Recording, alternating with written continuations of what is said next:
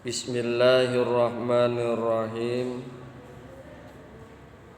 Assalamualaikum warahmatullahi wabarakatuh. Waalaikumsalam warahmatullahi. Alhamdulillah ala ni'matillah bi qudratillah.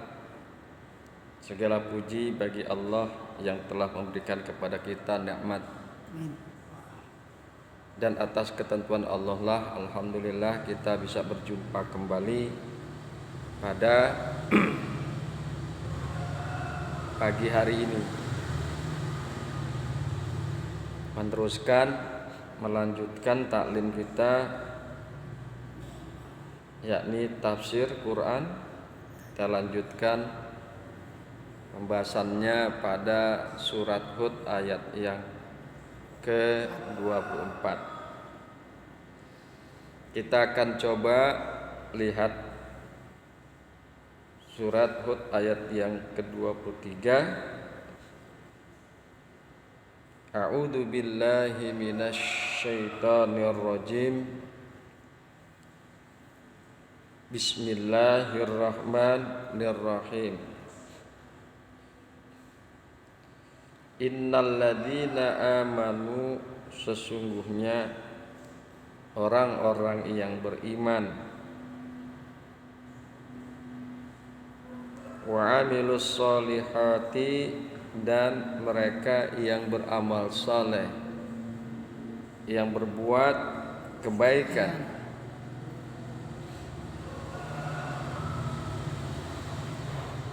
wa akhbatu ila rabbihim, dan mereka merendahkan diri kepada Tuhan mereka,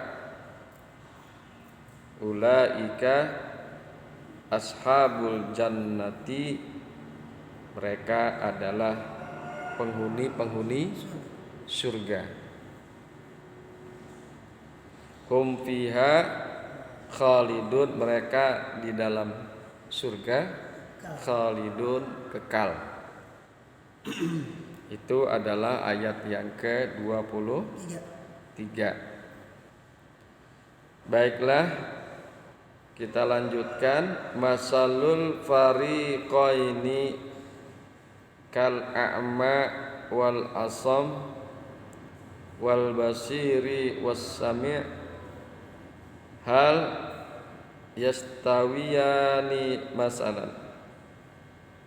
Hal yastawiyani masalan afala tazakkarun. Itu adalah yang ke-24. Perumpamaan kedua golongan seperti orang buta dan orang tuli, budeg. Seperti orang buta dan orang tuli dengan orang yang dapat melihat dan yang dapat mendengar. Adakah kedua golongan itu sama sifat? Maka tidakkah kamu mengingat? Maka tidakkah kamu mengambil pelajaran? Nah, itu kira-kira terjemahan daripada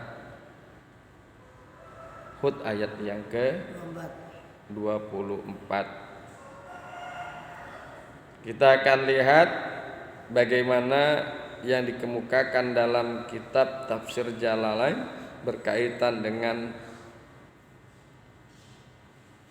ayat yang ke-24. Masalu sifatul fariqaini al-kuffari wal mu'minin. Permisalan sifat daripada dua kelompok. Sifat atau karakter daripada dua golongan.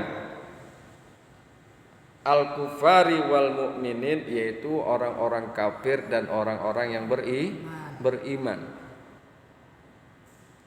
Hal yastawiyani masalan, apakah keduanya Sama perumpamaannya. Ya, apakah keduanya orang kafir dan orang mukmin itu sama permisalannya? Tuh. Masalul fariqaini kal a'ma wal asam. Permisalan dua kelompok, dua golongan seperti orang yang buta dan orang yang tuli. Haza masalul kafir. Nah, orang buta dan orang tuli ini adalah permisalan daripada perumpamaan orang kafir, buta dan tuli. Wal basiri wassami, dan orang yang melihat dan orang yang mendengar. Haza masalul mukmin. Nah, yang melihat dan yang mendengar ini adalah perumpamaan daripada orang-orang mukmin, orang yang beriman. Hal yastawiyani masalah. Apakah keduanya sama? Apakah orang kafir dan orang mukmin sama? La. Oh enggak, beda. Ya. Dalam tafsir Jalalain dibilang la. Enggak sama. Enggak sama sifat antara orang yang satu buta dan tuli, yang satunya lagi melihat dan mendengar. Enggak sama. Ya, tidak sama antara kafir dan mukmin. Apala tazakkaruna, apakah kalian tidak mengingat? Apakah kalian tidak mengambil pelajaran? Ya, fihi, di dalamnya, di dalam dua permisalan tersebut antara kafir dan mukmin. Idghamu ta'i fil asli fizal, idgham ta, meleburkan huruf ta pada asal ke dalam zal. Tata'izuna, ya, jadi apalah tata'izuna, apalah tazakkarun, apakah kalian tidak mengambil pelajaran dari permisalan tersebut. Dari permisalan ini saja kita bisa lihat, tentunya mereka menghasilkan hasil yang berbeda. Hasil yang berbeda gitu. Yang satu yang budak dan tuli adanya di neraka, yang melihat dan mendengar adanya di surga. Mudah-mudahan ya Allah tetapkan kita min ahlil jannah, daripada ahlul jannah, daripada penghuni surga. Amin ya rabbal alamin. Kemudian kita akan lanjutkan pada surat Hud ayat yang ke-25 dan yang ke-26. Nah, ini juga satu kelompok. 25 dan 26 adalah satu kelompok pembicaraan. Bismillahirrahmanirrahim. Walaqad arsalna Nuhan ila qaumihi anni lakum nazirum mubin. Nah, ini adalah yang ke-25. Dan sesungguhnya demi Allah telah mengutus Nuh kepada kaumnya. Allah telah mengutus Nuh kepada kaumnya. Sesungguhnya aku terhadap kalian Aku terhadap kamu adalah pemberi peringatan yang nyata. Nazirum mubin. Bahwa di dalam ayat ini disinggung kisah Nabi Nuh alaihi salam. Kisah Nabi Nuh dan nabi-nabi lainnya merupakan contoh konkret, contoh yang nyata tentang perumpamaan dua kelompok yang disebut oleh ayat yang lalu, yaitu Hud 24 ya. Kelompok kafir dan kelompok mukmin. Sekaligus untuk menguatkan hati Nabi Muhammad sallallahu alaihi wasallam dan menghibur beliau agar tidak kesal, agar tidak kecewa menyangkut perlakuan kaumnya Nabi Muhammad, agar Nabi tidak merasa kesal, agar Nabi tidak merasa kecewa menyangkut perlakuan kaumnya atas penyampaian risalah yang harus beliau emban. Jadi kan penerimaan kaumnya Nabi Muhammad kan beraneka ragam. Ada yang percaya dari kaumnya seperti Abu Bakar As-Siddiq, Umar, Utsman, Ali dan sahabat-sahabat yang lain. Mereka percaya dan beriman kepada kanjeng Nabi Muhammad sallallahu alaihi wasallam.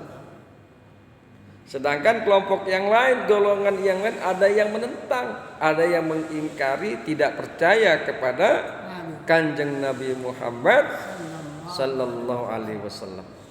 Begitu juga yang dihadapi oleh para nabi-nabi sebelum beliau, Nabi Nuh, ya, Ibrahim, Musa, Isa dan lain sebagainya. Terjadilah dua kelompok.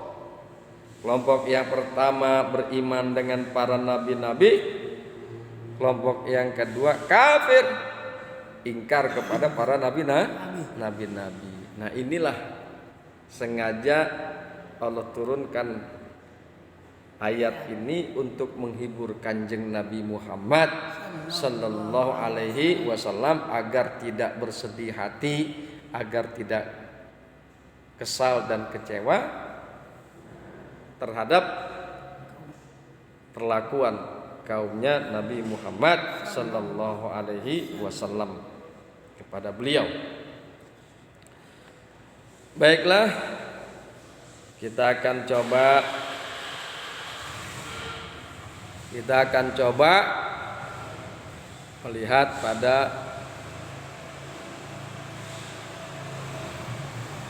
tafsir Jalalain.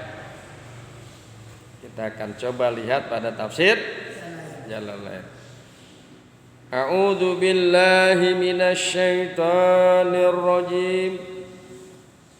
Bismillahirrahmanirrahim. Wa laqad arsalna Nuhan.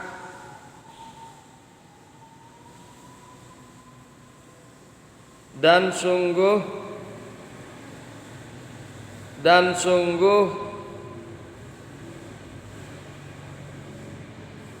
kami telah mengutus Nuh ila qaumihi kepada kaumnya.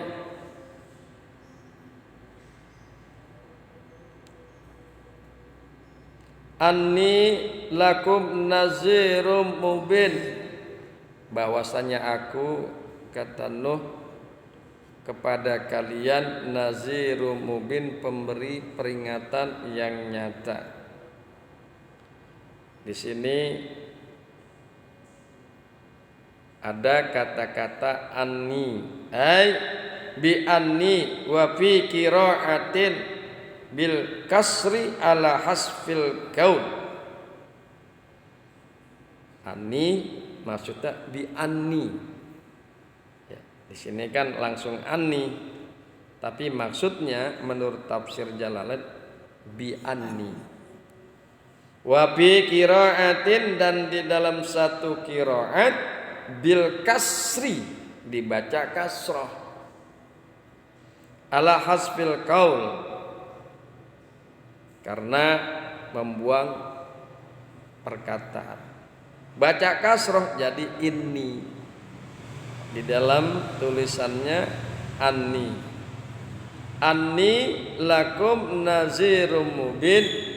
Inni lakum nazirum mubin. Sesungguhnya aku bagi kalian nazirum mubin, adalah pemberi peringatan yang nyata. Bainul inzari, ya, memberi peringatan yang nyata. Begitu juga Nabi Muhammad Sallallahu Alaihi Wasallam sebagai pemberi peringatan yang nyata bagi kaumnya. Memberi peringatan yang nyata bagi kaumnya atas siksa yang Allah timpakan apabila mereka tidak beriman. Apabila mereka kufur, mengingkari Nabi Nuh, mengingkari Nabi Muhammad sallallahu alaihi wasallam, maka ada satu tempat yang menunggu mereka di akhirat, yaitu nerakanya Allah Subhanahu wa ta'ala. Kemudian kita lanjutkan pada ayat yang ke-26. Bismillahirrahmanirrahim. Allah ta'budu illallah. Inni akhafu alaikum azab yaumin alim. Janganlah kalian menyembah selain Allah.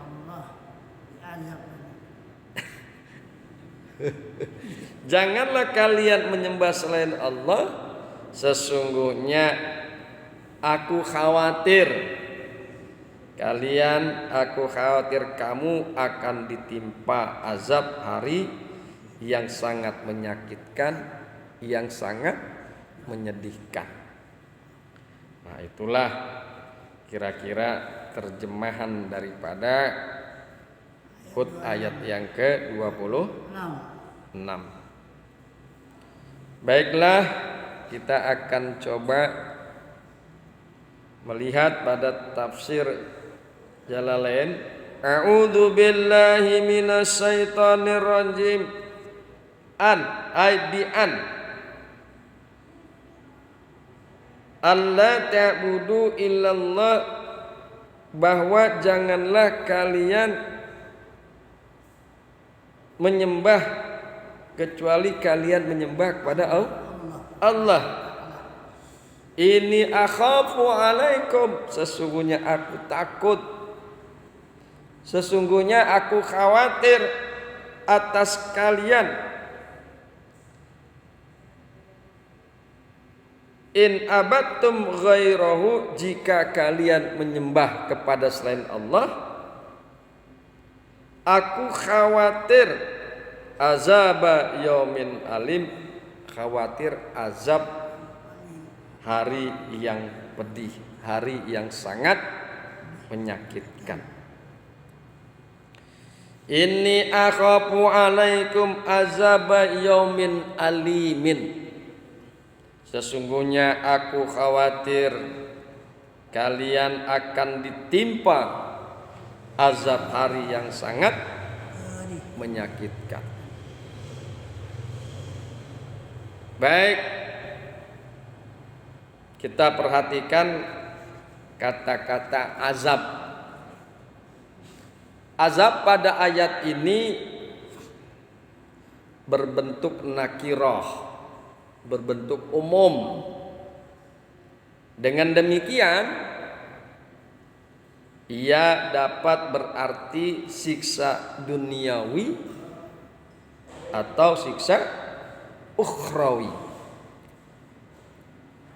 siksa dunia atau siksa akhirat. Agaknya kaum Nabi Nuh yang menolak keniscayaan kiamat, yang tidak mengakui dan tidak beriman dan tidak percaya kepada kiamat, memahami bahwa siksa tersebut adalah siksa duniawi. Siksa tersebut adalah siksa duniawi. Ini terbukti dengan permintaan mereka agar disegerakan siksa itu sebagaimana terbaca pada surat Hud ayat yang ke-32. Qalu ya Nuh qad jadaltana fa'ak sarta jidalana fa'tina bima ta'iduna in kuntum minas shadiqin. Mereka berkata, hai Nuh, sesungguhnya engkau telah berbantah dengan kami, maka engkau telah memperpanjang perbantahanmu terhadap kami. Maka datangkanlah kepada kami apa yang engkau ancamkan kepada kami, jika engkau termasuk orang-orang yang benar. Jadi mereka, datangkanlah Nuh kepada kami ancaman atau siksaan yang kau ancamkan kepada kami. Dari redaksi kalimat ini mereka kaum Nuh meminta azab disegerakan, yaitu azab dunia.